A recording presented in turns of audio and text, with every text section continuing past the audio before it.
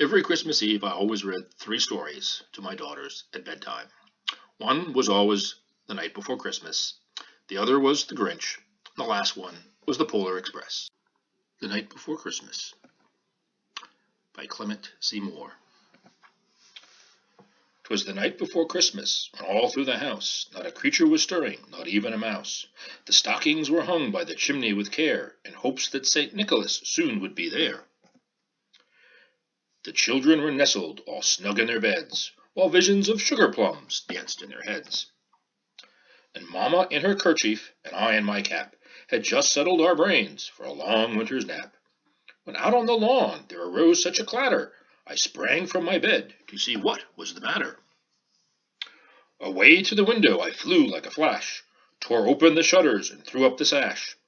The moon on the breast of a new-fallen snow gave a lustre of midday to objects below. When what to my wondering eyes did appear but a miniature sleigh and 8 tiny reindeer, with a little old driver so lively and quick, I knew in a moment he must be St. Nick.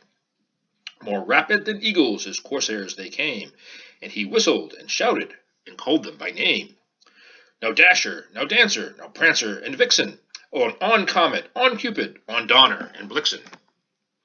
To the top of the porch, to the top of the wall, now dash away, dash away, dash away all.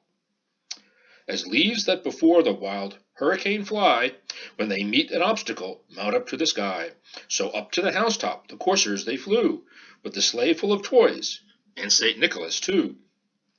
And then in a twinkling I heard on the roof the prancing and pawing of each little hoof. As I drew in my head and was turning around, down the chimney St. Nicholas came with a bound. He was dressed all in fur from his head to his foot, his clothes were all tarnished with ashes and soot. A bundle of toys he had flung on his back, and he looked like a peddler just opening his pack. His eyes, how they twinkled, his dimples, how merry, his cheeks were like roses, his nose like a cherry. His droll little mouth was drawn up like a bow, and the beard on his chin was as white as the snow. The stump of a pipe he held tight in his teeth, and the smoke it encircled his head like a wreath. He had a broad face and a little round belly that shook and he laughed like a bowl full of jelly. He was chubby and plump, a right jolly old elf, and I laughed when I saw him, in spite of myself.